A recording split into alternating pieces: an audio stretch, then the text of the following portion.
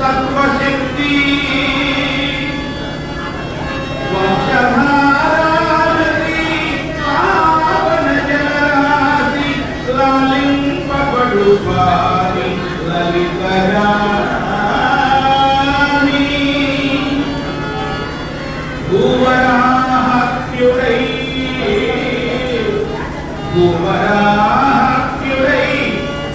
పుడమిని పాలించు కరుణా సముద్రుండు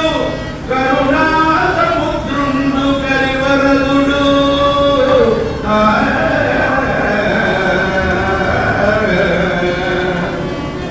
భక్తజనమునెల్ల పాలించి బ్రోచెడు భక్తజనమునెల్ల పాలించి బ్రోచెడు నరసింహమూర్తి ధీరదీప్తి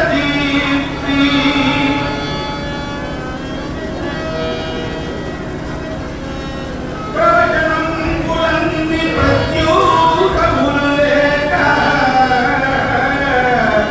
సాగజేసి వివిధ శ్రావ్యగతుల ఐహికంబు పరమునందించి కాదుత ఐహికంబు పరము అందించి కాదుత నరహరీశుడఖిల దురితకారి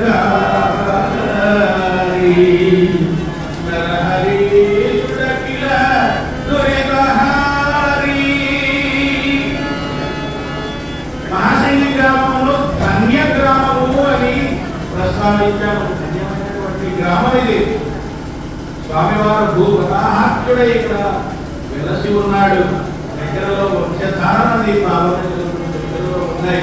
ఏ విధంగా చూసినా అత్యుత్తమమైన క్షేత్రం, ప్రశాంతమైన వాతావరణంతో విలసిల్లుతున్నది. ఇటువంటి చోట స్వామివారి మీద ప్రవచనం చేయడము నా మహాభాగ్యంగా భావిస్తున్నాను. అది కేవలం ఆయన అనుగ్రహం వల్లే నాకు ప్రాప్తించిందని. అంతకంటే మాకు కావాల్సిందే ఉంది స్వామి. తప్పకుండా జ్ఞానబోధ చేయండి. అప్పుడు తెనాలి రామకృష్ణుల వారు ఉన్నారు కదా, చిలిపివాడు. ఆయన వెళ్ళేట, స్వామి నమస్కారం అండి, మీరు హిమాలయాల్లో వెళ్ళి ఘోర తపస్సు చేశారండి. నాకు చాలా పెద్ద ఘోర తపస్సు చేశాను ఆయన. ఘోర తపస్సు చేసి మీరు ఏం సాధించారండి అని అడిగేట. ఏం సాధించడం ఏంటి? కోపాన్ని జయించానన్నాడట. వా, కోపాన్ని జయించారా? ఇది చాలా గొప్ప విషయం ఇది అని పాదాలకు నమస్కారం చేశాడు. చేసి, అయితే స్వామి, అమ్మా నాట్య కళాకారిణులు మాట్లాడకూడదు, ఎక్కువ డిస్టర్బెన్స్ చేస్తున్నారు, మీరు చాలా ఎక్కువ డిస్టర్బెన్స్ చేస్తున్నారు, దయచేసి నిశ్శబ్దంగా ఉండాలి. అమ్మా మీకే చెప్తున్నా, మీరు హిమాలయాల్లో తపస్సు చేశారు, బానే ఉంది, పూర్తిగా కోపాన్ని జయించారా స్వామి అని అడిగేట. పూర్తిగా జయించానండి. అయితే స్వామి, జాగ్రత్తగా వినండి, జోకిది, పూర్తిగా జయించారా? పూర్తిగా జయించానండి. అయితే స్వామి మీకు కోపం రాదా అసలు? అబ్బాయి నాకు రాదు నాయన కోపము. అయితే స్వామి మీకు మేము తిట్టినా మీకు కోపం రాదా? లేదు, మీరు తిట్టినా నాకు కోపం రాదు. అయితే స్వామి మీరు పూర్తిగా కోపాన్ని జయించారా? అయితే జయించానని చెప్పాను కదా నాయన ఇప్పటికే. అయితే స్వామి మీకు కోపం రాదా? రాదు నాయన, చెప్పాను కదా, ఎందుకు అన్నిసార్లు. అయితే స్వామి మీకు పూర్తిగా కోపం పోయినట్టేనా? ఎన్నిసార్లు చెప్పాలరా నీకు? అడిగినది అడుగు, యూజ్లెస్ ఫెలో. జయించాడా కోపాన్ని? అప్పుడు రాజుతో అన్నట్టు తన, అయ్యా ఈయన ఎక్కడ కోపాన్ని జయించాడండి? జయించావా అని 4 సార్లు అడిగేటప్పటికి కొట్టడానికి వచ్చేస్తున్నాడు, ఈయనేమి యోగండి అన్నాడట.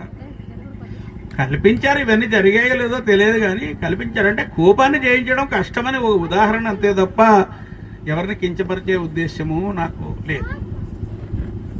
అప్పుడు వాళ్ళు ఏం చేశారంటే, మీరిద్దరు కూడా మమ్మల్ని అడ్డగిస్తున్నారు కాబట్టి మీకు మేము శాపమిస్తున్నారు. ఏమని శాపం ఇచ్చారు? వాళ్ళు పాపం ఏమీ తప్పు చేయలేదు. ఇదే మా శాపము ధూర్తులారా,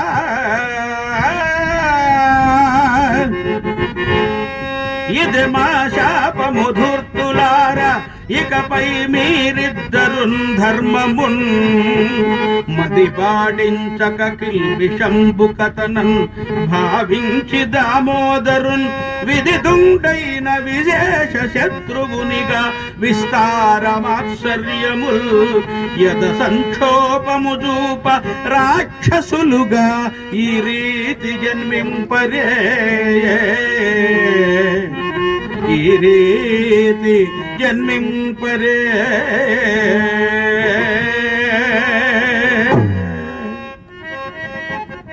మా అంతటి వాళ్ళని మీరు ఆపుతారా? మీరు ఏ విష్ణువు దగ్గరికైతే మమ్మల్ని పోకుండా ఆపుతారా, ఆ విష్ణువుకే మీరు శత్రువులుగా భూమి మీద రాక్షసులుగా జన్మించాలి. ఇదే మా శాపం.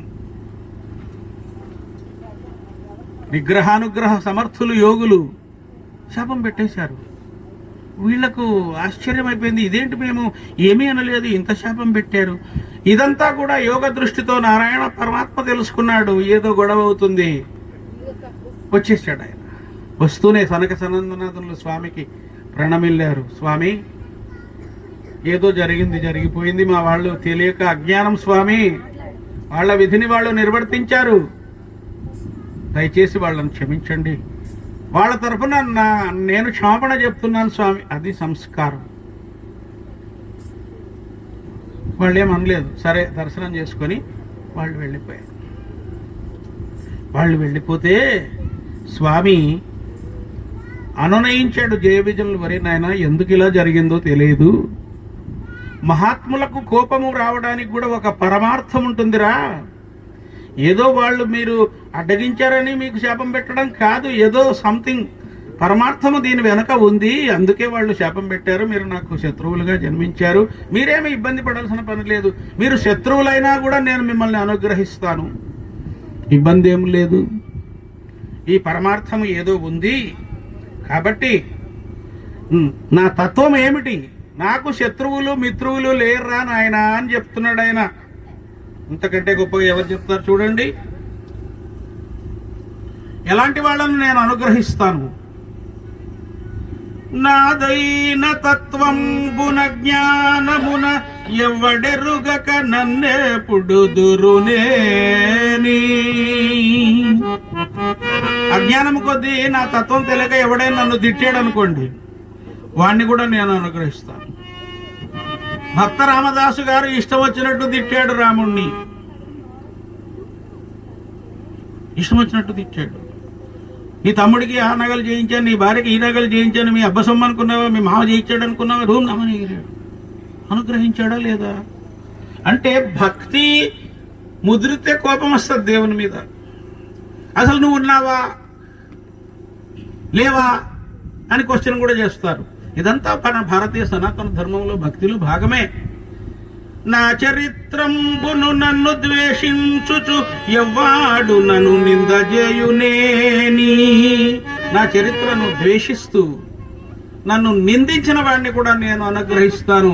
ఈరోజు మీరు సామాజిక మాధ్యమాలు ఫేస్బుక్లో చూడండి, రాముణ్ణి తిడతాడు ఒకడు, కృష్ణుణ్ణి తిడతాడు ఒకడు, రాముడు లక్ష్మణుడు వలస కూలీలు అంటాడు వాడెవడో ప్రకాష్ రాజ్ గడు. రావణాసురుడి తోటలో వచ్చి వాళ్ళు పళ్ళు కోసుకుంటే ఆయన జిఎస్టీ అడిగాడట, జిఎస్టీ ఇవ్వనందువల్ల శూర్పణఖకు ముక్కు చెవులు కోశారని చెప్తున్నాడు వాడు. ఇలాంటి వాళ్ళు తయారయ్యారు. స్వామి ఏమంటున్నారు, నాయన ఇలాంటి వాళ్ళని కూడా నేను అనుగ్రహిస్తాను రా అంటున్నాడు. ఇంతకంటే కరుణా కటాక్షం ఏముంటుంది చెప్పండి.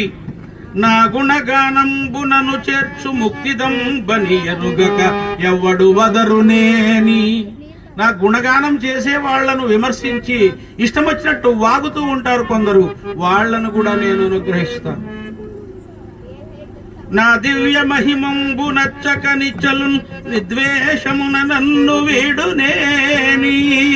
నా మహిమ నచ్చక నన్ను విడిచిపెట్టిపోతారు, వేరే మతాల్లోకి పోతారు, వాళ్ళను కూడా నేను అనుగ్రహిస్తాను. వాని వైక్లభ్యమది నేను పరిగణింప. వైక్లభ్యం అంటే మూఢత్వం. వాళ్ళ మూఢత్వాన్ని నేను అసలు పరిగణించను, కన్సిడర్ చెయ్యను. నన్ను నామమున తలువనదియ చాలు. నా పేరు తిడుతూ అయినా సరే నా పేరు తలుస్తే చాలు. ప్రహ్లాద కుమారుడు అంటాడు, తర్వాత మన కథలో వస్తుంది, నాన్న నిద్రలోనైనా నేను శ్రీహరిని ధ్యానించడం మానేస్తానేమో గాని నువ్వు 24 గంటలు అదే పని కదా, నేనెప్పుడు నువ్వు తిడుతున్నావు కదా, కాబట్టి నాకంటే నువ్వే ఎక్కువ భక్తుడివి అంటాడు ఆ పిల్లవాడు. అటివారిని దురితంబులన్ని దృంచి మోక్ష పదమును ఇచ్చెదమోదములను. హిరణ్యకశిపులుగా కశ్యప ప్రజాపతి భార్య దితికి జన్మించారు. దితికి జన్మించారు కాబట్టి వాళ్ళు దైత్యులు అనేది ఒక వంశము, రాజులు, రాక్షస జాతి. శిశుపాల దంతవక్త్రులుగా, రావణ కుంభకర్ణులుగా రకరకాల జన్మలెత్తి శ్రీహరి పట్ల వైరం పోని ఆయన చేతులనే సంహరింపబడి ముక్తి పొందారు. వాళ్ళు సంహరింపబడడానికి దుష్ట శిక్షణ జరిగింది. దుష్ట శిక్షణ జరగడానికి స్వామి అవతారం ఎత్తాలి అంటే ఎవరో లోకపీడన పరాయణుడు ఒకడు రావాలి, వాడిని శిక్షించాలి. అందుకని వాళ్ళు సనక సనందనుల శాపము వెనుక ఈ పరమార్థముందని స్వామివారు గ్రహించి వారికి క్షమాపణ చెప్పడము జరిగింది. కాబట్టి మీరు నాకు శత్రువులుగా జన్మించినా మీకేం ఇబ్బంది లేదు, హిరణ్యకశిపులుగా మీరు పుడతారు, వెళ్ళండి. హిరణ్యకశిపుడు అన్నయ్య, హిరణ్యాక్షుడు తమ్ముడు. ఈ హిరణ్యాక్షుడు లోక కంటకుడై భూమిని రకరకాలుగా పీడిస్తూ అతలాకుతలం చేస్తూ దాన్ని ఒక చాప చుట్టలా తీసుకొని పారిపోతూ ఉంటే, భూమి ఆక్రందనము చేస్తూ ఉంటే స్వామివారు వరాహ రూపము ధరించి ఆ భూమిని తన మీద ముట్టె మీద పెట్టుకొని ఆ హిరణ్యాక్షుణ్ణి సంహరించాడు. ఆ స్వామివారే మన మహాసింగి గ్రామంలో స్వయంభూగా వెలిసి ఉన్నారు. ప్రహ్లాద వరద గోవింద.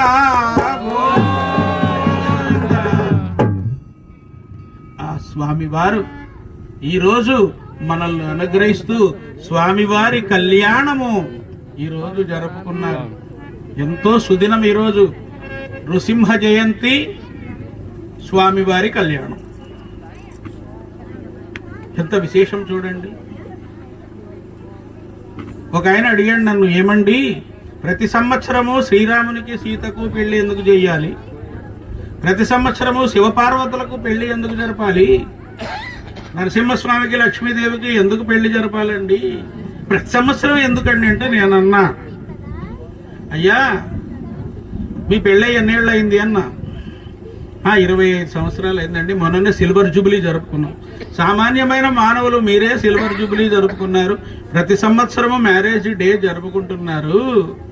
లోక కళ్యాణ కారకులైనటువంటి ఆ పరమాత్మికకు కళ్యాణం జరుపుతున్నామంటే విశ్వ కళ్యాణం కోసం జరుపుతున్నాం, వాళ్ళకెందుకండి పెళ్ళి, మనము జరుపుకుంటున్నాము, మీరు అలా మాట్లాడకూడదు అన్నంటే గురువుగారు క్షమించండి తెలియక అడిగాను. వాళ్ళ కళ్యాణం జరుపుకున్నామంటే విశ్వ కళ్యాణం జరగడం కోసమే జరుపుకున్నాము. సరాచర సృష్టిని స్థితి లయములను కారకులైనటువంటి వాళ్ళు అప్పుడు ఈ హిరణ్యాక్షుణ్ణి సంహరించాడు మహావిష్ణువు. వరాహ రూపముతో దుఃఖించాడు హిరణ్యకశిపుడు. తర్వాత ద్వేషముతో రగిలిపోవడం ప్రారంభించాడు. శ్రీహరి ఎక్కడున్నాడు, నా తమ్ముణ్ణి చంపాడు, వాడిని చంప. ఇలాంటి ద్వేషం కాదు.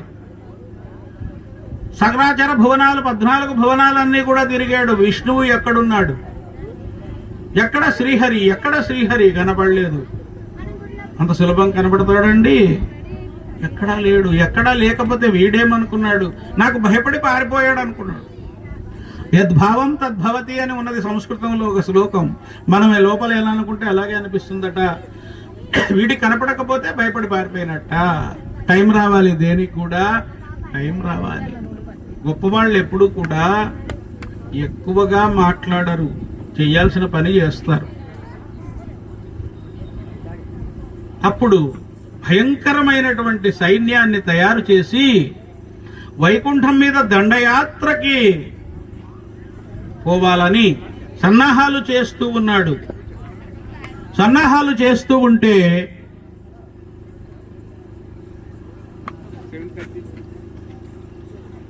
7:30 ముగించమంటారా? సన్నాహాలు చేస్తూ ఉంటే రాక్షస గురువైనటువంటి శుక్రాచార్యుల వారు వచ్చారు. రాక్షసులకు గురువు శుక్రాచార్యుల వారు భార్గవుడు, దేవతలకు గురువు బృహస్పతి. ఇద్దరు మహాతపస్సన్నులే. ఆయన రాక్షసు కాబట్టి మీరు తక్కువ అంచనా వేయకండి. ఆయన కూడా నారాయణ తత్వాన్ని ఎరిగినవాడే. ఏమి మహారాజా ఇదంతా సన్నాహము అని అడిగాడు. వైకుంఠం మీద దండయాత్రకు వెళ్తున్నానండి, ఆ విష్ణువును బంధించి తెచ్చి వధించుదామని. ఒక్క నిమిషం నేను నా మాట వింటావా అన్నాడు. తప్పకుండా చెప్పండి. మీ మాట వినకపోవడం ఏమిటి? గురువుకున్నటువంటి శక్తి అది. ఎవరి మాట వినేవాడు కాదు హిరణ్యకశిపుడు. శుక్రాచార్యుడు చెప్తా అంటే చెప్పండి స్వామి, బలం అనేది అన్ని చోట్ల పనికిరాదు నాయనా. మరి నీ తమ్ముడు బలవంతుడే కదా, ఏమయ్యాడు? శ్రీహరి చేతిలో మరణించాడా లేదా?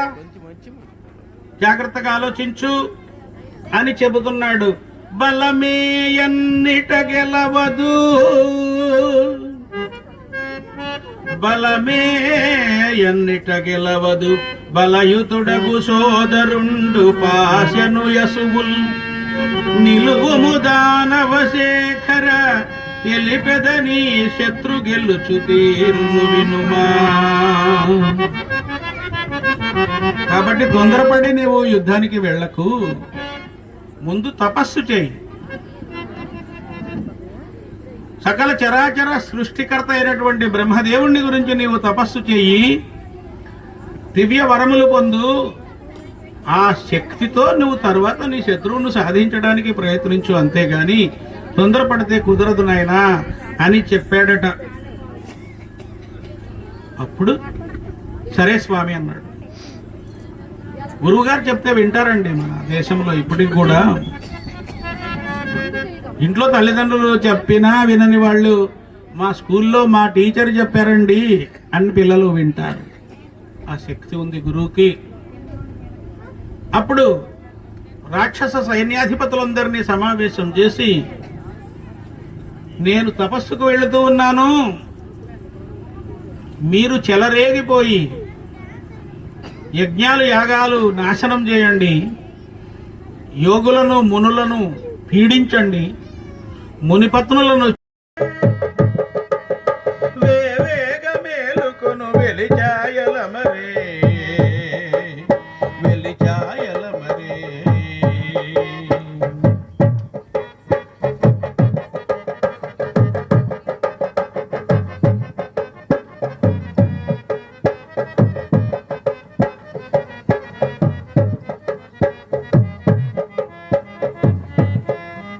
సురలు గంధర్వ కిన్నెరులెల్లగూడి తుంగుర శృతులను చేర్చి సరవిగాను,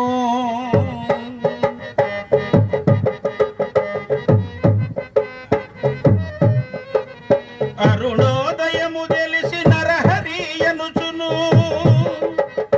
అరుణోదయము తెలిసి నరహరియనుచును, హరిహరి నిన్ను తలచెదరు హంసస్వరూప, నరహరి నిన్ను తలచెదరు హంసస్వరూప.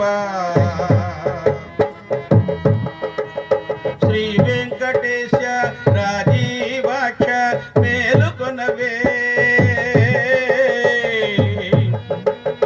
వేవేగ మేలుకొను వెలిచాయల మరే.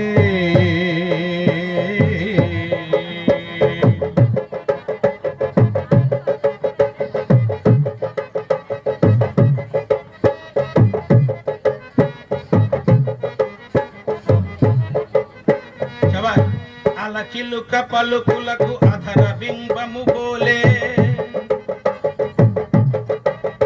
అలచిలుక పలుకులకు అధర బింబము బోలే, తెలివి దిక్కుల మిగుల తేటబారే,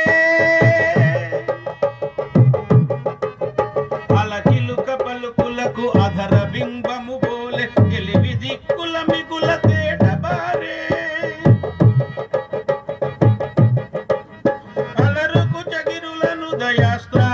వెలుగువై వెలిగే మలినములు తొలగనిదే మంచు తెరవిచ్చే మలినములు తొలగనిదే మంచు తెరవిచ్చే శ్రీ వెంకటేశ రాజీవాక్ష మేలుకొనవే వేవేగ మేలుకొను వెలిచాయల మరే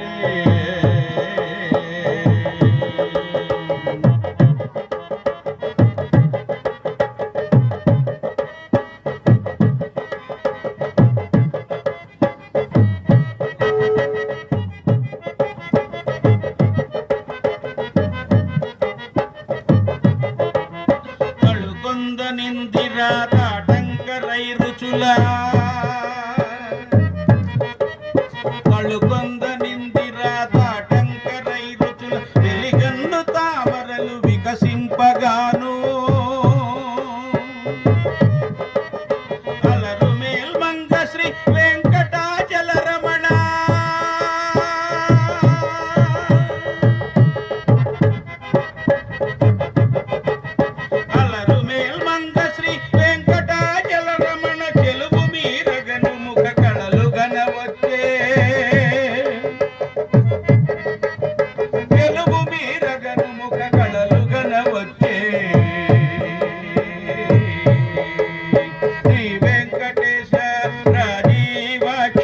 మేలుకొనవే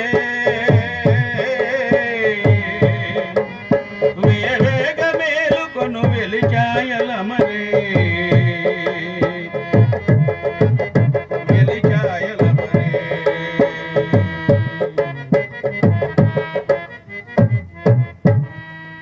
శభాష్.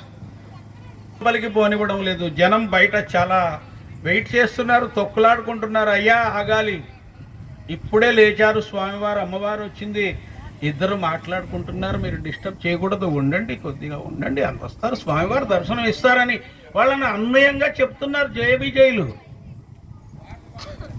జనరల్గా లోపల ఉన్నటువంటి బాస్ కంటే బయట ఉన్నటువంటి వాడికి ఎక్కువ పవర్ ఉంటుంది. మనం చూస్తూ ఉంటాం. మంత్రి గారు బాగానే ఉంటారు, బయట పేషిలో ఉన్న పిఏ మనకు పలకడు. జయ విజయులు అలా కాకుండా ఎంతో సహనంతో సమాధానం చెబుతూ ఉన్నారు.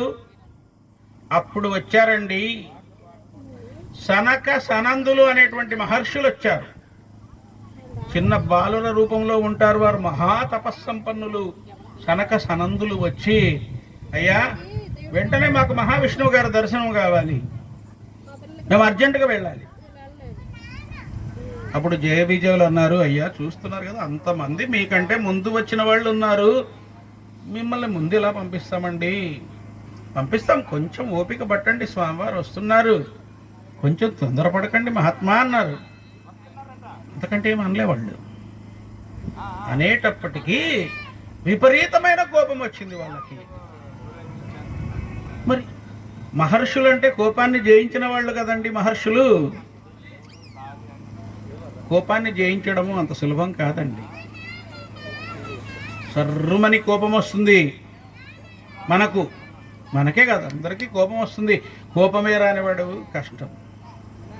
కోపమే రానివాడు ఎవరు? ఒకరే ఒకడున్నాడు, ధర్మరాజు. కోపం రాదు, ఆయనకు అజాత శత్రువు, ఆయనకు శత్రువులే. అంతకంటే మాకు కావాల్సిందే ఉంది స్వామి, తప్పకుండా జ్ఞానబోధ చేయండి.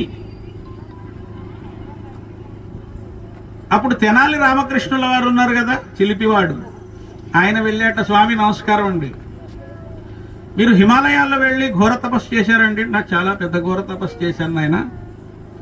ఘోర తపస్సు చేసి మీరు ఏం సాధించారండి అని అడిగేట.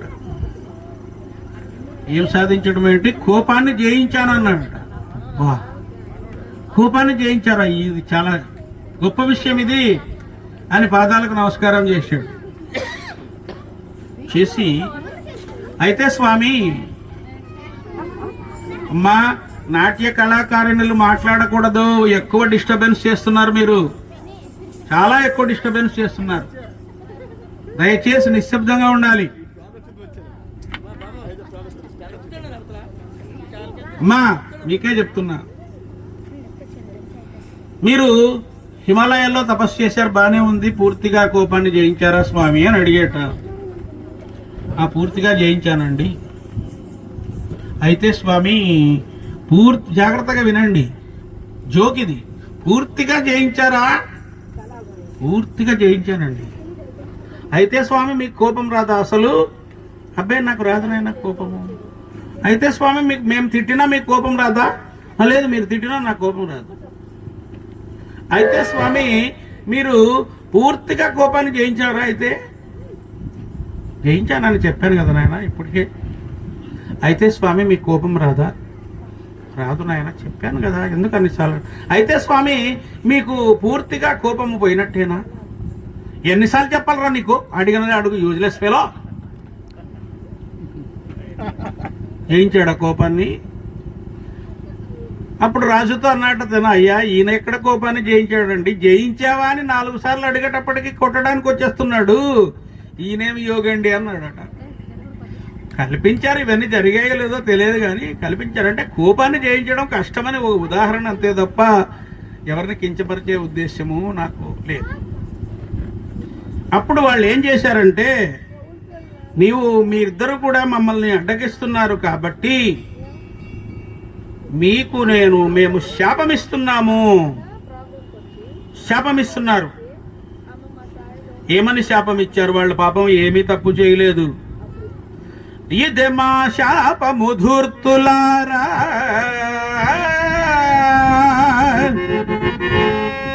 ఇదే మా శాపము ధూర్తులారా, ఇకపై మీరిద్దరున్ ధర్మమున్ మది పాడించక కిల్బిషంబు కథనన్ భావించి దామోదరున్ విదిదుండైన విశేష శత్రువునిగా విస్తారమాశ్చర్యముల్ యద సంక్షోభము చూప రాక్షసులుగా ఈ రీతి జన్మింపరే, ఈ రీతి జన్మింపరే.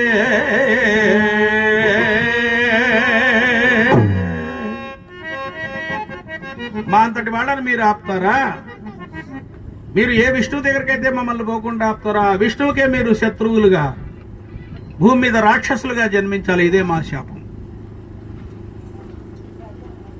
విగ్రహానుగ్రహ సమర్థులు యోగులు శాపం పెట్టేశారు. వీళ్లకు ఆశ్చర్యం అయిపోయింది, ఇదేంటి మేము ఏమీ అనలేదు, ఇంత శాపం పెట్టారు. ఇదంతా కూడా యోగ దృష్టితో నారాయణ పరమాత్మ తెలుసుకున్నాడు, ఏదో గొడవ అవుతుంది. వచ్చేసాడు ఆయన.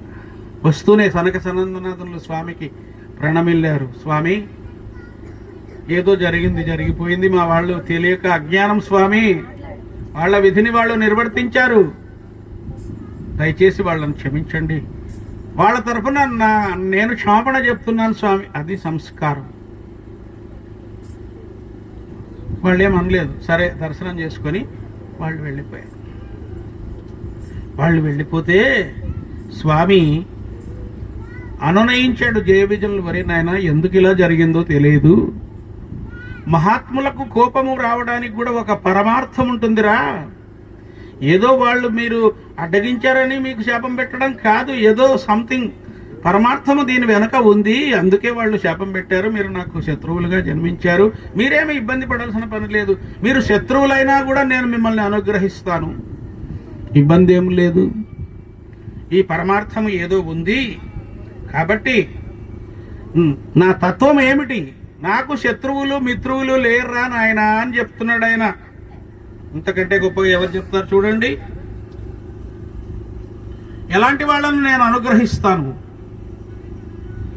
నాదైన తత్వం గుణ జ్ఞానమున ఎవడెరుగక నన్నెప్పుడు దురునేని. అజ్ఞానము కొద్దీ నా తత్వం తెలియక ఎవడైనా నన్ను తిట్టాడు అనుకోండి, వాణ్ణి కూడా నేను అనుగ్రహిస్తాను. భక్త రామదాసు గారు ఇష్టం వచ్చినట్టు తిట్టాడు రాముణ్ణి, ఇష్టం వచ్చినట్టు తిట్టాడు. నీ తమ్ముడికి ఆ నగలు చేయించాను, నీ భార్యకి ఈ నగలు చేయించాను, మీ అబ్బ సొమ్ము అనుకున్నావా, మీ మామ చేయించాడు అనుకున్నావా, రూమ్ నమ్మని అనుగ్రహించాడా లేదా? అంటే భక్తి ముదిరితే కోపం వస్తుంది దేవుని మీద. అసలు నువ్వు ఉన్నావా లేవా అని క్వశ్చన్ కూడా చేస్తారు. ఇదంతా మన భారతీయ సనాతన ధర్మంలో భక్తిలో భాగమే. నా చరిత్రంబును నన్ను ద్వేషించుచు ఎవ్వాడు నన్ను నిందజేయునేని. నా చరిత్రను ద్వేషిస్తూ నన్ను నిందించిన వాడిని కూడా నేను అనుగ్రహిస్తాను. ఈరోజు మీరు సామాజిక మాధ్యమాలు ఫేస్బుక్లో చూడండి, రాముణ్ణి తిడతాడొకడు, కృష్ణుణ్ణి తిడతాడొకడు, రాముడు లక్ష్మణుడు వలస కూలీలు అంటాడు వాడెవడో ప్రకాష్ రాజ్ గడు. రావణాసురుడి తోటలో వచ్చి వాళ్ళు పళ్ళు కోసుకుంటే ఆయన జిఎస్టీ అడిగాడట. జిఎస్టీ ఇవ్వనందువల్ల శూర్పణఖకు ముక్కు చెవులు కోశారని చెప్తున్నాడు వాడు. ఇలాంటి వాళ్ళు తయారయ్యారు. స్వామి ఏమంటున్నారు, నాయన ఇలాంటి వాళ్ళని కూడా నేను అనుగ్రహిస్తాను రా అంటున్నాడు. ఇంతకంటే కరుణా కటాక్షం ఏముంటుంది చెప్పండి. నా గుణగానంబునను చేర్చు ముక్తిదంబని ఎరుగక ఎవ్వడు వదరునేని. నా గుణగానం చేసే వాళ్లను విమర్శించి ఇష్టం వచ్చినట్టు వాగుతూ ఉంటారు కొందరు, వాళ్లను కూడా నేను అనుగ్రహిస్తాను. నా దివ్య మహిమంబు నచ్చక నిచ్చలు విద్వేషమున నన్ను వీడునేని. నా మహిమ నచ్చక నన్ను విడిచిపెట్టిపోతారు, వేరే మతాల్లోకి పోతారు, వాళ్ళను కూడా నేను అనుగ్రహిస్తాను. వాని వైక్లభ్యమది నేను పరిగణింప. వైక్లభ్యం అంటే మూఢత్వం. వాళ్ళ మూఢత్వాన్ని నేను అసలు పరిగణించను, కన్సిడర్ చెయ్యను. నన్ను నామమున తలువనదియ చాలు. నా పేరు తిడుతూ సరే, తిడుతూ అయినా సరే నా పేరు తలుస్తే చాలు. ప్రహ్లాద కుమారుడు అంటాడు, తర్వాత మన కథలో వస్తుంది, నాన్న నిద్రలోనైనా నేను శ్రీహరిని ధ్యానించడం మానేస్తానేమో గాని నువ్వు 24 గంటలు అదే పని కదా, నేనెప్పుడు నువ్వు తిడుతున్నావు కదా, కాబట్టి నాకంటే నువ్వే ఎక్కువ భక్తుడివి అంటాడు ఆ పిల్లవాడు. అటివారిని దురితంబులన్ని దృంచి మోక్ష పదమును ఇచ్చెదమోదములను. హిరణ్యాక్ష హిరణ్యకశిపులుగా కశ్యప ప్రజాపతి భార్య దితికి జన్మించారు. వాళ్ళు దితికి జన్మించారు కాబట్టి వాళ్ళు దైత్యులు. దైత్యులు అనేది ఒక వంశము, రాజులు, రాక్షస జాతి. శిశుపాల దంతవక్తులుగా, రావణ కుంభకర్ణులుగా రకరకాల జన్మలెత్తి శ్రీహరి పట్ల వైరం పోని ఆయన చేతులనే సంహరింపబడి ముక్తి పొందారు. వాళ్ళు సంహరింపబడడానికి దుష్ట శిక్షణ జరిగింది. దుష్ట శిక్షణ జరగడానికి స్వామి అవతారం ఎత్తాలి అంటే ఎవరో లోకపీడన పరాయణుడు ఒకడు రావాలి, వాడిని శిక్షించాలి. అందుకని వాళ్ళు సనక సనందనుల శాపము వెనుక ఈ పరమార్థముందని స్వామివారు గ్రహించి వారికి క్షమాపణ చెప్పడము జరిగింది. కాబట్టి మీరు నాకు శత్రువులుగా జన్మించినా మీకేం ఇబ్బంది లేదు. హిరణ్యాక్ష హిరణ్యకశిపులుగా మీరు పుడతారు, వెళ్ళండి. హిరణ్యకశిపుడు అన్నయ్య, హిరణ్యాక్షుడు తమ్ముడు.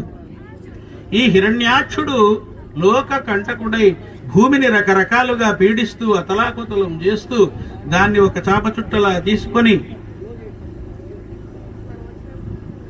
పారిపోతూ ఉంటే, భూమిని ఆక్రందనము చేస్తూ ఉంటే స్వామివారు వరాహ రూపము ధరించి ఆ భూమిని తన మీద ముట్టె మీద పెట్టుకొని ఆ హిరణ్యాక్షుణ్ణి సంహరించాడు.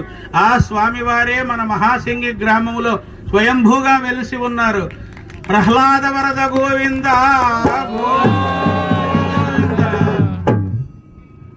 ఆ స్వామివారు ఈరోజు మనల్ని అనుగ్రహిస్తూ స్వామివారి కళ్యాణము ఈరోజు జరుపుకున్నారు.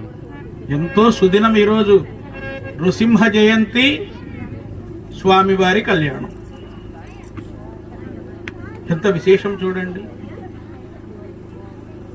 ఒక ఆయన అడిగాడు నన్ను, ఏమండి ప్రతి సంవత్సరము శ్రీరామునికి సీతకు పెళ్లి ఎందుకు చేయాలి, ప్రతి సంవత్సరము శివపార్వతులకు పెళ్లి ఎందుకు జరపాలి, నరసింహస్వామికి లక్ష్మీదేవికి ఎందుకు పెళ్లి జరపాలండి, ప్రతి సంవత్సరం ఎందుకండి అంటే నేనన్నా, అయ్యా మీ పెళ్ళి ఎన్నేళ్ళు అయింది అన్నా. 25 సంవత్సరాలు అయిందండి, మొన్ననే సిల్వర్ జూబిలీ జరుపుకున్నాం. సామాన్యమైన మానవులు మీరే సిల్వర్ జూబిలీ జరుపుకున్నారు, ప్రతి సంవత్సరము మ్యారేజ్ డే జరుపుకుంటున్నారు.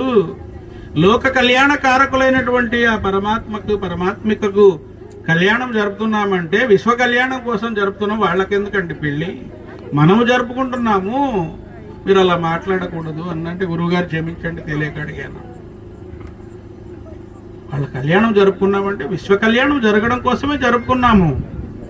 సరాచర సృష్టిని స్థితి లయములను కారకులైనటువంటి వాళ్ళు అప్పుడు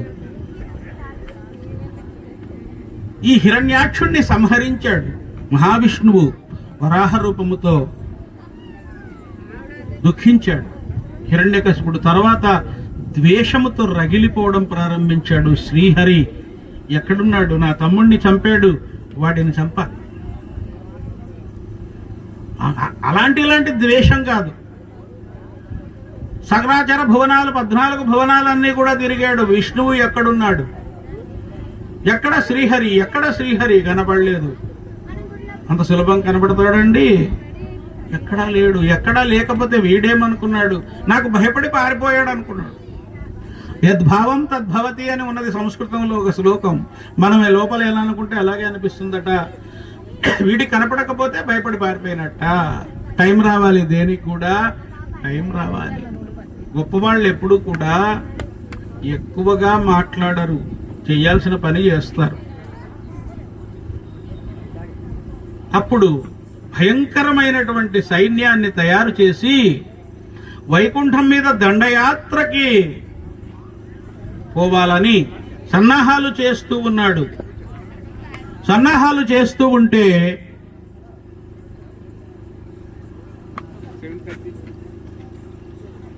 7:30 ముగించమంటారా? సన్నాహాలు చేస్తూ ఉంటే రాక్షస గురువైనటువంటి శుక్రాచార్యుల వారు వచ్చారు. రాక్షసులకు గురువు శుక్రాచార్యుల వారు భార్గవుడు, దేవతలకు గురువు బృహస్పతి. ఇద్దరు మహాతపస్సన్నులే. ఆయన రాక్షసు కాబట్టి మీరు తక్కువ అంచనా వేయకండి. ఆయన కూడా నారాయణ తత్వాన్ని ఎరిగినవాడే. ఏమి మహారాజా ఇదంతా సన్నాహము అని అడిగాడు. వైకుంఠం మీద దండయాత్రకు వెళ్తున్నానండి, ఆ విష్ణువును బంధించి తెచ్చి వధించుదామని.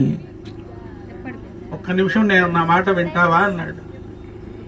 తప్పకుండా చెప్పండి. మీ మాట వినకపోవడం ఏమిటి? గురువుకున్నటువంటి శక్తి అది. ఎవరి మాట వినేవాడు కాదు హిరణ్యకశిపుడు. శుక్రాచార్యుడు చెప్తా అంటే, చెప్పండి స్వామి, బలం అనేది అన్ని చోట్ల పనికిరాదు నాయనా.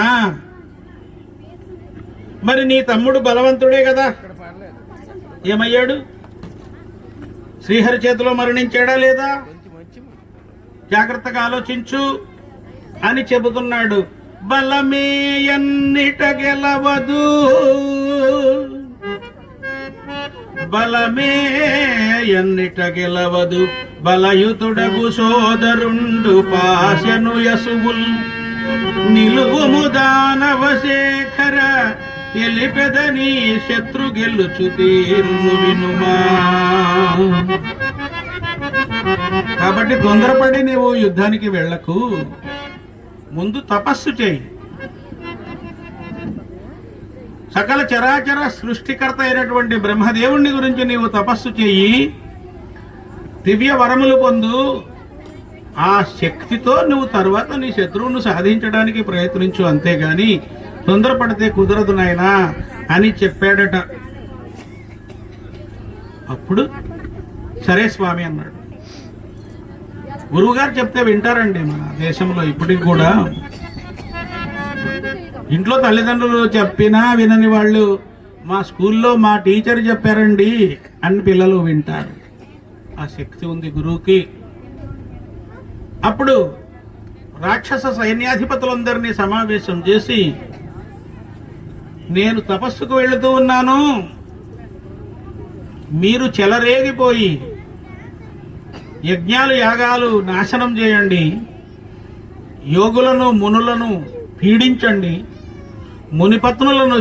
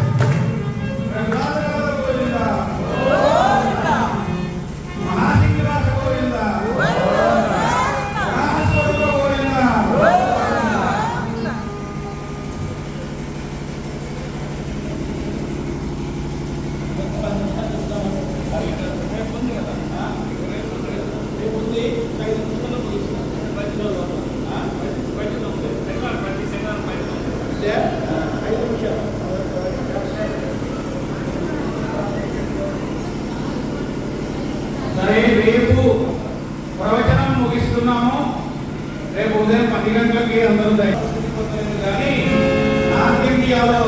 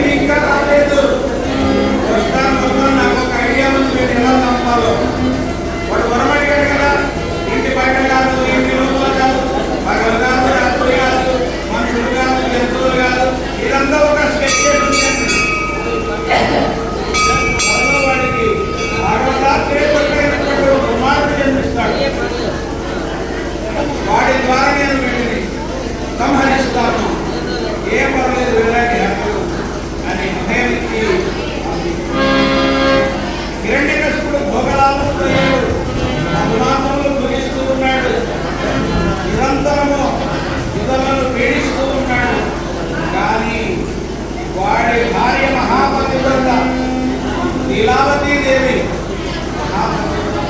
ఆమె నారాయణుడి భక్తురాలు. ఒకడికి ఇష్టం లేదని బయటికి చెప్పదు. ఒకరోజు ఒక శుభవార్త తెలిసింది. లీలావతీదేవి గర్భవతి అయింది. హిరణ్యకశిపుడి వంశానికి అంకురం జరుగుతున్నాడు. చాలా సంతోషించారు. ఉత్సవాలు చేసుకున్నారు. ఇక్కడ విశేషం ఉంది. రాక్షస రాజ్యంలో ఉత్సవాలు చేస్తున్నారు, బాగానే ఉంది. దేవలోకంలో కూడా ఉత్సవాలు చేస్తున్నారు. ఎందుకు? హిరణ్యకశిపుడి కొడుకు పుడితే దేవతల ఉత్సవాలు ఎందుకు చేస్తున్నారంటే వాడే కదా రాబోయే భావి హిరణ్యకశిపుడు వధము అని వాళ్ళు సెలబ్రేషన్ చేస్తున్నారు.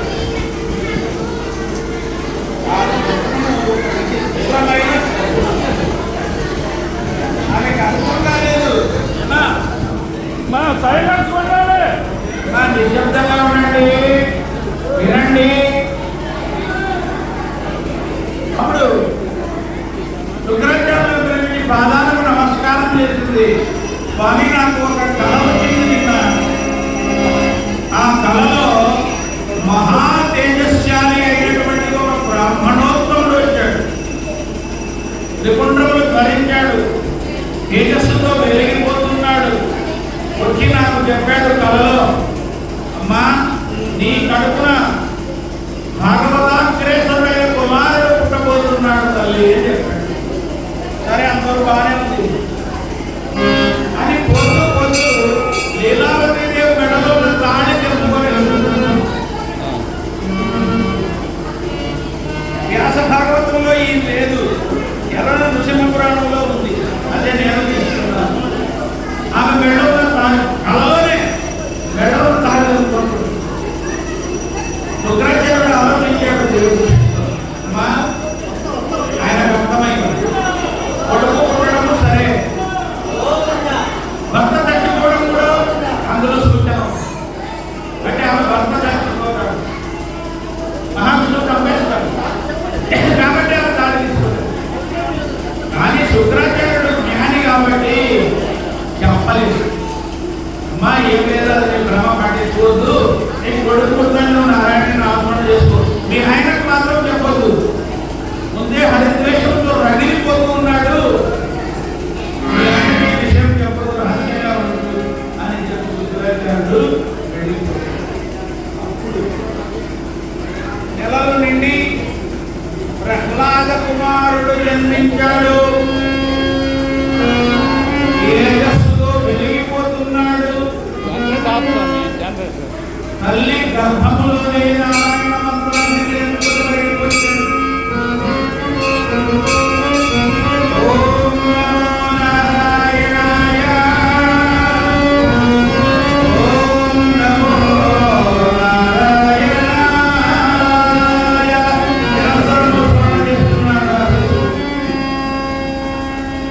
కొంచెం పెరిగి పెద్దవాడుతున్నాడు, జోగాడుతున్నాడు. ఇంకా మాటలు రాలేదు. వచ్చి రాని ముందు మాటలతో కూడా హలి హలి ఈ హలి అంటున్నాడు. ఈ సందర్భంలో మనం ఒక చక్కని కీర్తన పాడుకోవాలి. ఇది అన్నమాచార్య వారు రాశారండి. శ్రీకృష్ణ పరమాత్మ మీద రాశారు. శ్రీకృష్ణుడి బాల్యం ఎలా ఉందో ప్రహ్లాదుని బాల్యం కూడా అలాగే ఉంది. భక్తుల స్వామి ఎలా ఉన్నాడు ఆ శ్రీకృష్ణ కర్ణామృతంలో లీలా చక్రవారు వర్ణించాడు. పరమాత్మ బాల్యం, సాక్షాత్తు పరమాత్మ పుట్టాడు. కానీ పుట్టిన తల్లికి అదృష్టం లేదండి. ఎక్కిన యశోదమ్మదే అదృష్టం. పుట్టిన తల్లికి ఆయన పాటలు చూసే అదృష్టం లేదు. హనుమాచార్యుల వారు ఏమని రాస్తున్నారు? ఇలాంటి అద్భుతమైన కీర్తన ఆహిరి కాదు. చిన్ని శిశువు, చిన్ని శిశువు,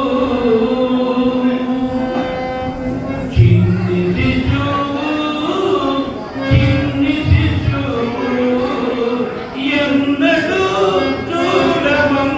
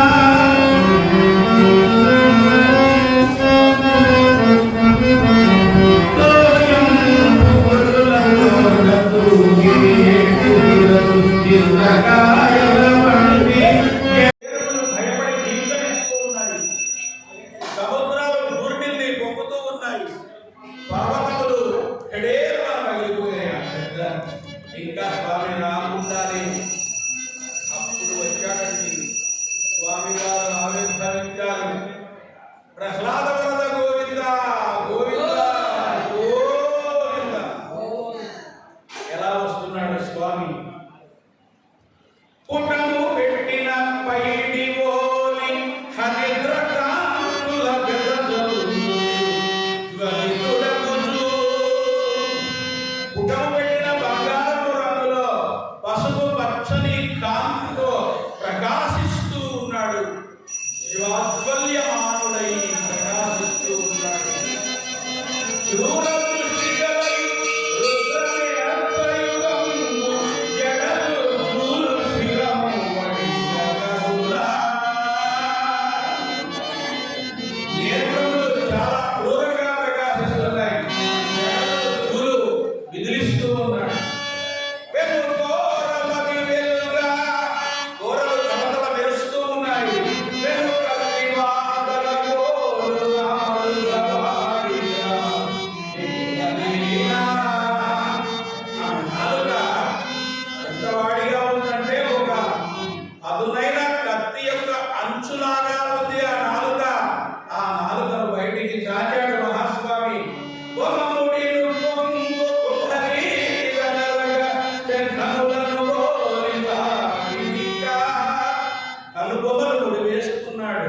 ఆయన చెవులు శంఖముల వలె నిక్కబడుచుకొని ఉన్నాయి.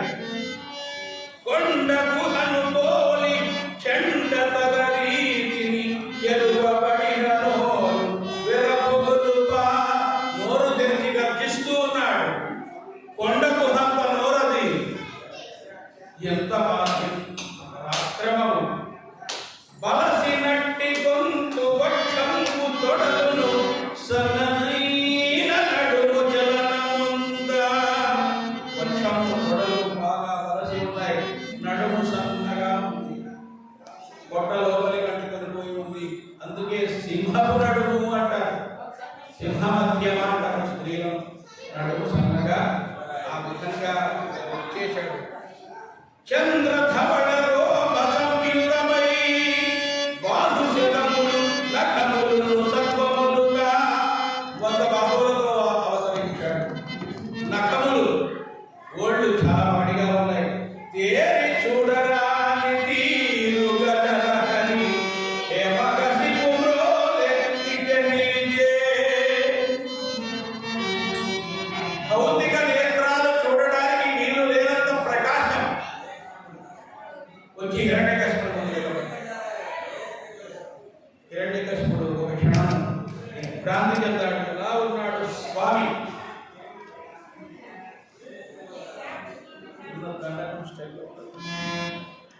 ఆ స్తంభంబు నుండి ఎగసిపడుతున్న నామక నుండి వెలువడు అగ్నిచే విచ్చిన అనెడు గుహలో ప్రకాశమాన దుస్సహ గర్జన ధ్వనులకే ధూపరుల గుండెలలనా.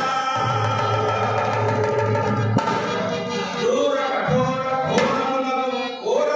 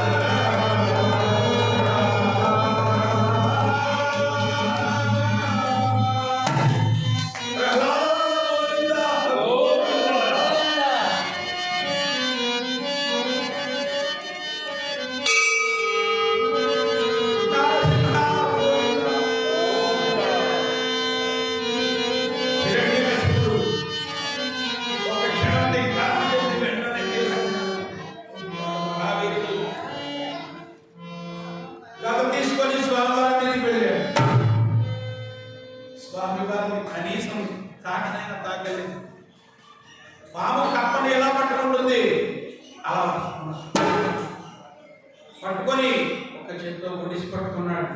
నాగబంధంలో చిక్కుకున్న వాడు మాత్రం గిలగిల తన్నుకుంటున్నాడు, విడిపించుకోలేకపోతున్నాడు.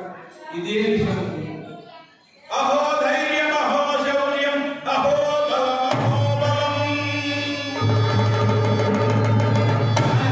చూపిస్తున్నాడు, హాహాకారాలు చేస్తున్నాడు. వాడిని పట్టుకొని పోయి ముఖద్వారం మీద ఉన్న గడప మీద కూర్చున్నాడు స్వామి. తొడల మీద పడుకోబెట్టుకున్నాడు. తన వాడి నఖములతో పొట్టను తీర్చి దేవుడు బయట.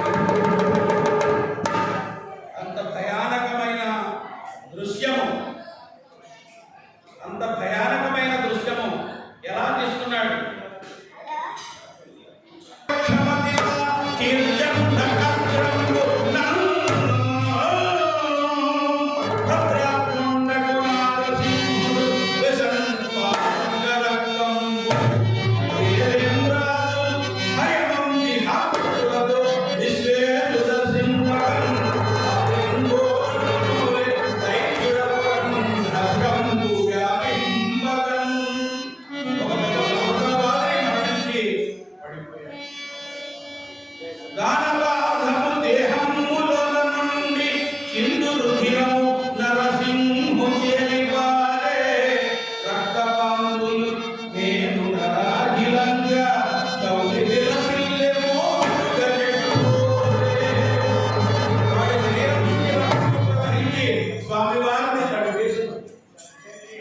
స్వామివారు మోదుగ చెట్టు వల్ల ఎర్రని రంగులో ప్రకాశిస్తూ ఉన్నాడు.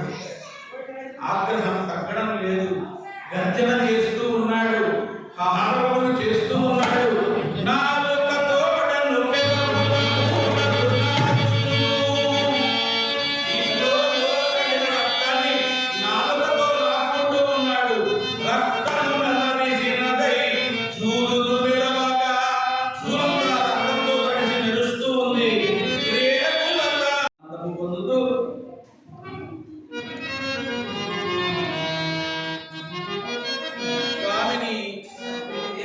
ప్రసన్నుని చేసుకునే బాధ్యత బ్రహ్మదేవుడు ప్రహ్లాదునిగా చెప్పాడు. నాయనా, ఏమిరా ఈ భీకర స్వరూపము, మాకు భయం వేస్తుందిరా, నీకోసమే అవతరించాడు, నువ్వు వెళ్ళి స్వామిని ప్రసన్నుని చేసుకోనాయనా అని చెబితే వెళ్ళి స్వామిని నమస్కరించి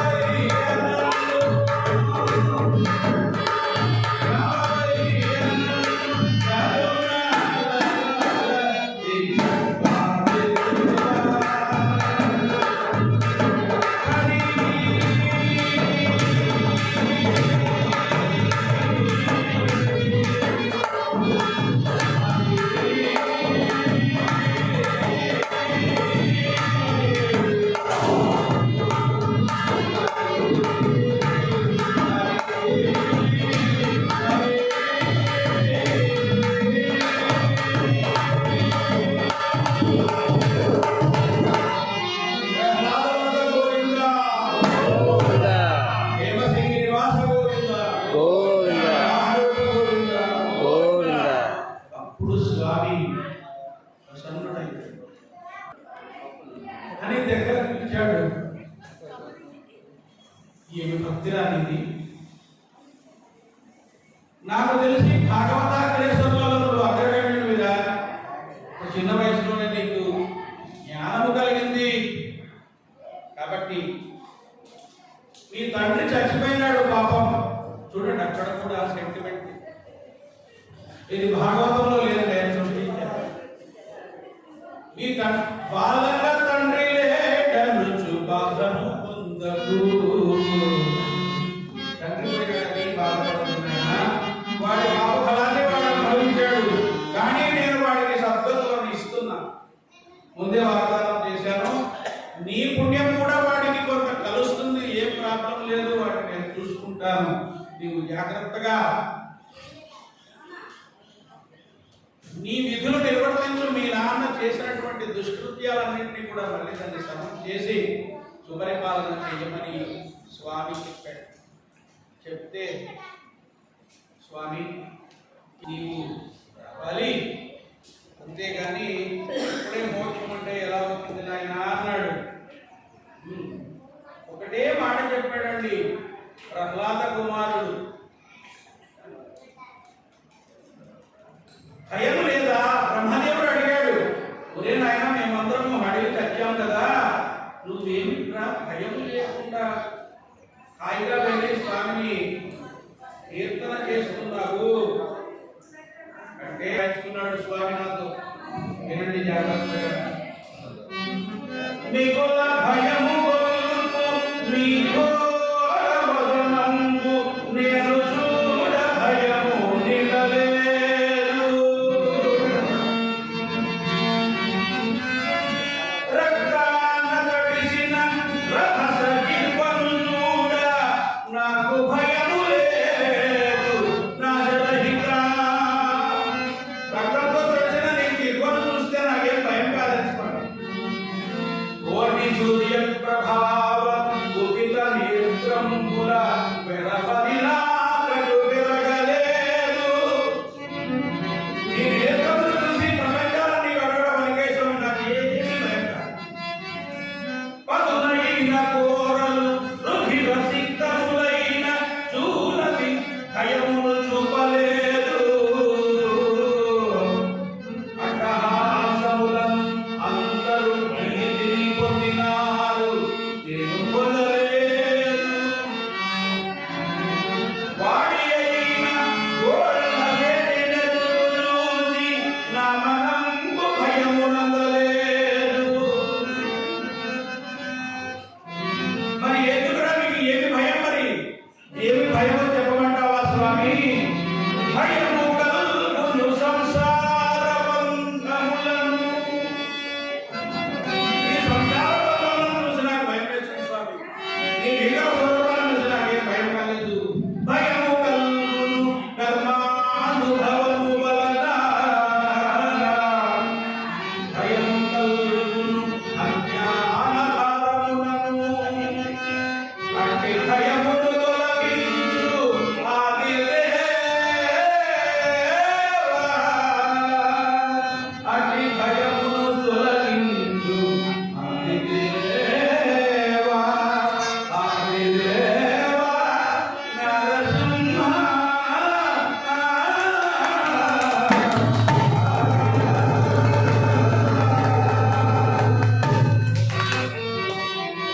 ఇంతకంటే భగవంతుని మనం కోరుకునేది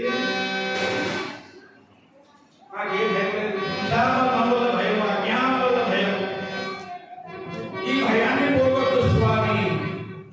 భయానికి మూలము బంధమే. సర్వ భయాలకు మూలము బంధమే. బంధాల నుండి విముక్తి పొందితే నిర్భయత్వం వస్తుంది. నిర్భయత్వం ఎప్పుడు వస్తుందో భగవంతుని చేరుకునేటువంటి ధైర్యం వస్తుంది అని రాజకుమారుడు చెప్పాడు.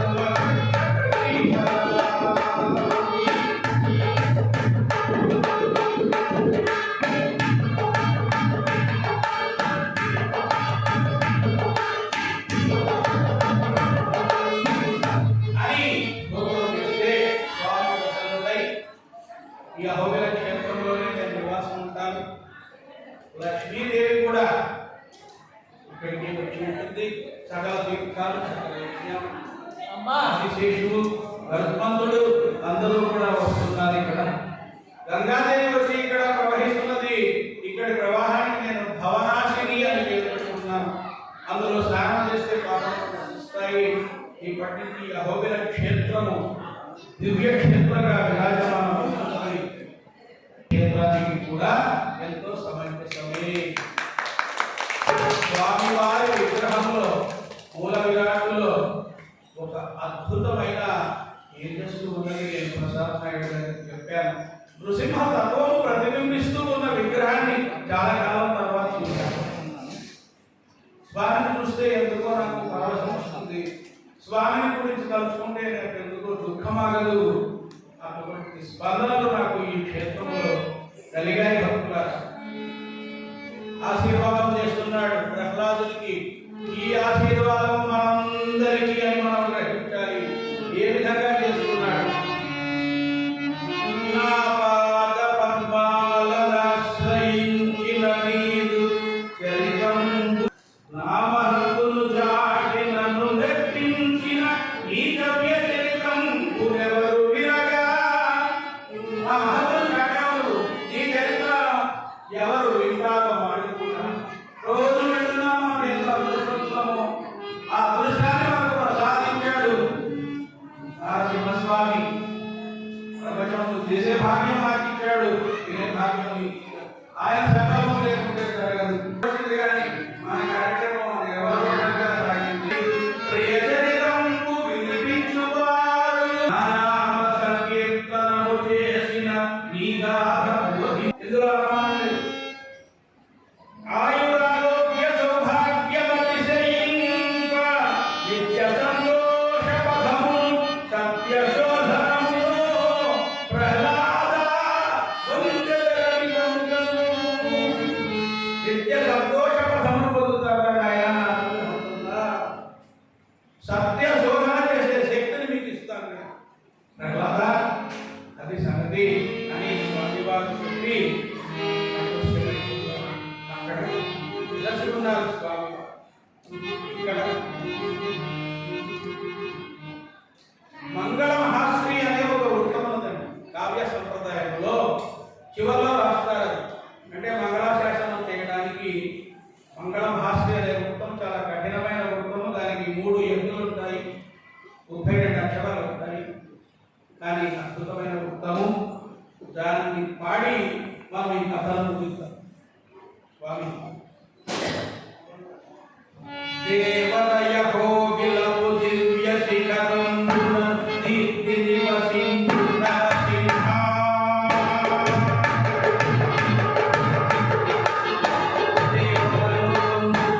సింహగిరిపై వలయు శ్రీరమణ అప్పర సింహ.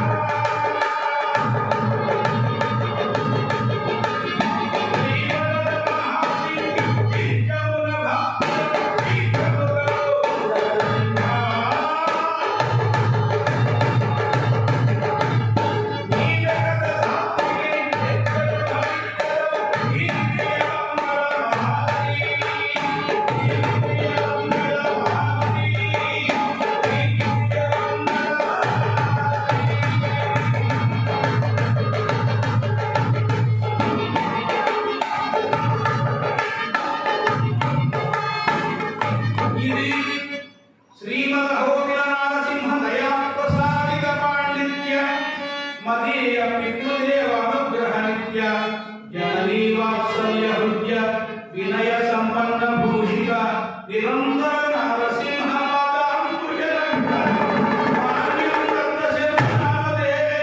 విదిత ప్రణీతంపైన శ్రీలక్ష్మీ నృసింహ మహాత్మ్యము దివ్య ప్రబంధము పంచమాస్వాసము సంపూర్ణం. జయ నరసింహ ప్రభు, నరసింహ బ్రహ్మమూర్తే, అహోబిల వాసుని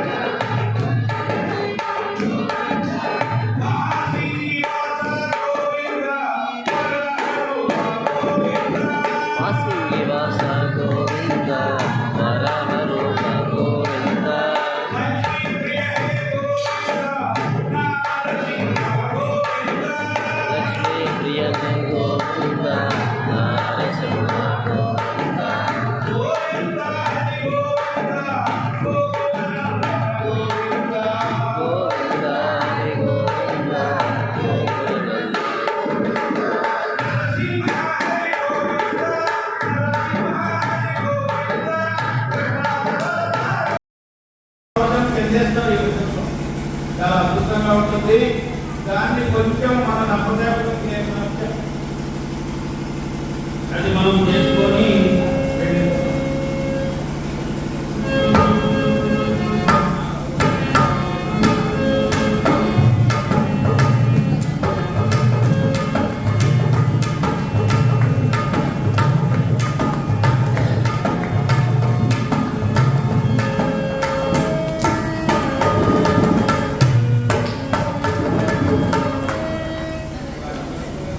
రామచంద్ర రఘువీర రామచంద్ర గణధీర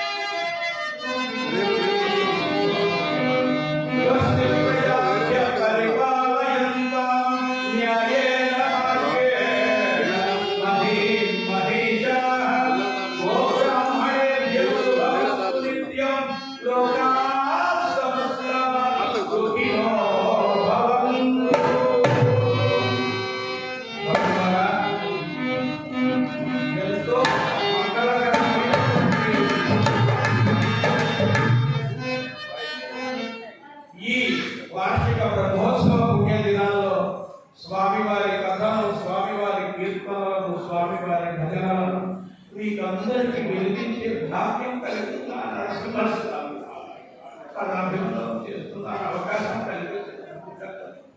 ప్రసాద్ నాయుడు గారు నా వెంటబడి నన్ను కంటికి రెప్పలా దాచుకున్నటువంటి జానకి రామయ్య గారు నిరంతరము అభిమానంతో ఆదరించి ఆహారం అందించినటువంటి రమేష్ కుమార్ గారు ఇంకా ఎంతో మంది భక్తులు, వీరందరికీ కూడా స్వామివారి కరుణా కటాక్షం సంపూర్ణంగా ఉండాలని ఈ దేవస్థానం దినదిన ప్రవర్ధమానమై వెలిగి ఎంతో పేరు ఒక అత్యద్భుతమైన క్షేత్రముగా విరాజిల్లాలని కోరుతూ ఈ అవకాశం ఇచ్చిన స్వామివారికి, కార్యకర్తలకి, ధర్మకర్తలకి అందరికీ కూడా పేరు పేరున కృతజ్ఞతలు. పెద్దవాళ్ళకైతే పాదాభివందనాలు, చిన్నవాళ్ళకైతే ఆశీస్సులు తెలియజేస్తూ నేను సెలవు తీసుకుంటున్నాను. ఓం లక్ష్మీ నృసింహబ్రహ్మణే నమః. మొదటి ప్రథమ వార్షికోత్సవ మహోత్సవంలో భాగంగా ఇంతటి అద్భుతమైన, మనం ఎన్నడూ కూడా ఊహించిన విధంగా స్వామివారు ఈ ఉత్సవాలని ఎంతో అందంగా వైభవంగా నిర్వహించారు. మనకి అవకాశం కల్పించి ఇబ్బంది కలిగిన కొన్ని ప్రోగ్రామ్స్, క్యాంప్స్ అయినా సరే నిరంతరాయంగా ఈ ప్రవర్తనానికి మాత్రం స్వామి మన మానసింగి వరాహ లక్ష్మీనరసింహ స్వామి వారు ఎటువంటి ఆటంకం కలిగించకుండా నిరంతరాయంగా ఈ 5 రోజులు కూడా ఎంతో అద్భుతమైన ప్రవర్తనాన్ని మనకి అందించారు. ఒక భక్తి మార్గంలో నడిచే విధంగా స్వామి ఏ విధంగా ఆవిర్భవించారో దానిని మనకి కళ్ళకి కట్టినట్టు ఒక ఇప్పుడున్న పరిస్థితుల్లో సినిమా చూసే విధంగా అంతటి అద్భుతమైన ప్రసంగాన్ని అందించిన హైదరాబాద్ వాసుదేవుడు శ్రీ పానీ దత్త శర్మ గారికి మన దేవస్థానం తరఫున పాదాభివందనాలు తెలియజేస్తున్నాం. ముఖ్యంగా మన దత్త శర్మ గారి కోసం చెప్పాలంటే ఆయనకి హైదరాబాద్ స్థిర నివాసం అయినా సరే మన ప్రాంతంలోనే నర్సంపేట కోటకొమ్మాలి ఈ ఏరియాలోన సుపరిచితులుగా ఉండి ఉద్యోగరీత్యా ఒక లెక్చరర్ ఇంగ్లీష్ లెక్చరర్గా ఆయన చాలా సంవత్సరాలు ఈ ప్రాంతంలోనే ఆయన గడిపారు. దానికి బదులుగా ఈయన మనకి ఎలా పరిచయం అయ్యారంటే మన ప్రాంతంలోనే ఇక్కడ మనం ఆర్ఎన్ఆర్ కాలనీ గోనభద్ర ఆర్ఎన్ఆర్ కాలనీలో నేను శివాలయం కడుతున్నాను. మన దేవస్థానానికి వస్తే కొద్దిగా పెద్ద స్థాయిలో అది ఏర్పాటు చేయడం జరుగుతుంది. ఆ నిర్మాణం భాగంగా అక్కడ ఉన్న ఒక వ్యక్తి హైదరాబాద్ ప్రయాణం రైల్లో చేస్తున్నారు. స్వామి కూడా అదే రైల్లోన పక్క సీట్లోనే వీళ్ళు కూడా ప్రయాణం చేస్తున్నారు. మాట సందర్భంలోన వారు వీరు ఏకస్తులై మాట్లాడుకొని చేస్తుండగా ప్రసంగం చేస్తుండగా నేను నిత్య సేవకుని, స్వామి ఆరాధ్య దైవం, మా ఇంటి దేవుడు, నేను ఎన్నో ప్రసంగాలు పెద్ద పెద్ద దేవస్థానాల్లో చేస్తుంటానని చెప్పేసరికి ఆ రైల్లో ఉన్న గోనభద్ర ఆయన వెంటనే నన్ను ఫోన్ చేసి, బాబు స్వామి ఒకరు ఉన్నారు, మీరు ఆహ్వానం పలకండి, ఎప్పటికైనా మనకి అవకాశం ఉంటుంది అని చెప్పేసి ఆయన చెప్తే వెంటనే ఫోన్లోనే పరిచయం చేసుకొని, స్వామి ఫలానా ఇంకా మాకు 3 నెలల టైం ఉన్నది, మాకు వార్షికోత్సవం వస్తున్నది, మాకు 5 రోజులు ఏమైనా అవకాశం ఇస్తారా అంటే, లేదు నీకు తప్పకుండా మీరు పిలవనవసరం లేదు, నేను తప్పనిసరిగా వస్తాను, మీరు ప్రత్యేకించి ఆహ్వానం కూడా చేయని అవసరం లేదు, తప్పనిసరిగా నేను వస్తాను. మీరు నాకు వయసు ప్రభావం ఎక్కువ వల్ల నేను అక్కడికి వెళ్ళలేకపోయినా రిజర్వేషన్ మాత్రం తప్పనిసరిగా చేయించండి, రాను ఫోన్ అయినా సరే. దానికి కూడా నేను చేయించలేకపోయినా కాంటాక్ట్ అయ్యి ఆయనే కాను ఫోను రిజర్వేషన్ కూడా ఆయనే చేయించుకున్నారు. అంటే చూడండి ఆయన పడుదల, దాని శక్తి, ఇక్కడికి స్వామి ఎలా కల్పించారు అనేది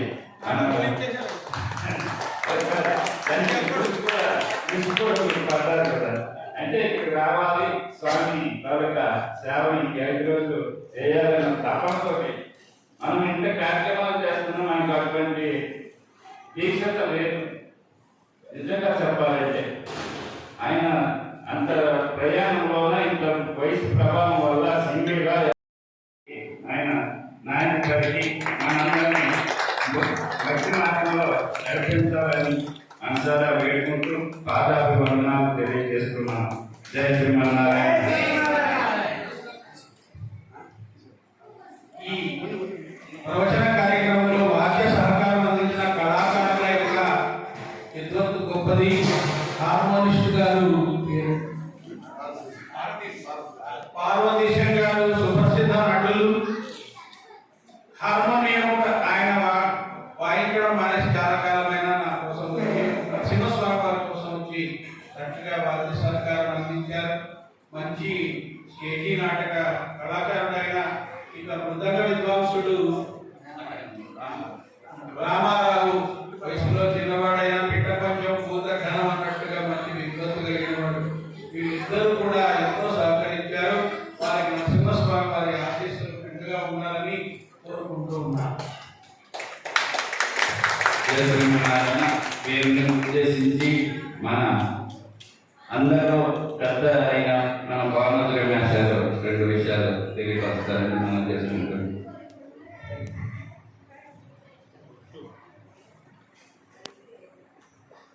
జై శ్రీమన్నారాయణ. మన స్వయంభూ శ్రీ వరాహలక్ష్మీ నరసింహస్వామి దేవస్థానంలో ఈ బ్రహ్మోత్సవం సందర్భంగా ఏర్పాటు చేసినటువంటి కార్యక్రమాల్లో దత్తాత్రేయ శర్మ గారి తాలూకా ప్రసంగం అనేటువంటిది ఇక్కడ భక్తుల జనుల యొక్క మానసికమైన మాలిన్యాన్ని ఆ శ్రోతల ద్వారా మనందరి హృదయాల్లో స్వామి యొక్క ఆకారమైనటువంటి ఆ ఆకర్షణ అనే స్వామివారి ఆకర్షణ అనేది మనకు ప్రస్ఫుటంగా గోచరించింది ఈ మండపంలోని నేను వాస్తవంగా నమ్ముతున్నాను. ఇంకా భవిష్యత్తులో రాబోయే కాలంలో ఇటువంటి ప్రవచనకర్తల యొక్క ఆధ్యాత్మిక ప్రసంగాలు ఇంకా విస్తరి తేజోవంతంగా స్వాభాయమానంగా రమణీయంగా ఆహ్లాదకరంగా ఈ ప్రాంత మాసింగి గ్రామ ప్రాంత స్వరూపం అనేటువంటి దిగ్విజయంగా నడు ప్రాంతాల్లో కూడా కీర్తివంతమై రూపుదిద్దుతుందని చెప్పి మన ఆలయ ప్రధాన పురోహితులు బాలకృష్ణ శర్మ గారి ఆధ్వర్యంలో సేవానిరతో నిరంతర సేవానిరతో తన స్వామీన భాగ్యం అనేటువంటి తపనతో ఎల్లకాలము పరితపించేటువంటి ప్రసాద నాయుడు యొక్క ఆలోచన అంత తరంగాలతో అట్లాగే భక్తజనుల యొక్క సేవానిరతి ముఖ్యంగా రూపంగారుల యొక్క బృందమైతేనేమి ఇక్కడ ఈ 21 రోజులు వేసుకున్నటువంటి భక్తజన బృందమైతే ఎవరున్నారో వారి యొక్క సేవలైతేనేమి అమోఘంగా ఇక్కడ సేవలు చేశారు. వారి అందరి యొక్క కుటుంబాల్లో కూడా క్షేమ ధైర్య ఆరోగ్యాలతో రాబోయే వార్షికోత్సవ సందర్భానికి మనోధైర్యంతో విజయ సంకల్పంతో ఇంకా మరిన్ని ప్రజ్వలమైన కార్యక్రమాలు ఈ ప్రాంతంలో జరుగుతాయని మనసా వాచ్య వాసిస్తూ ఈ అవకాశాన్ని ఇచ్చినటువంటి ఈ దేవస్థాన ప్రధాన అర్చకుల గారికి అలాగే నా శ్రేయోగులైనటువంటి ప్రసాద్ రాయుడు గారికి మరొకసారి నా ధన్యవాదాలు తెలియజేస్తున్నాను.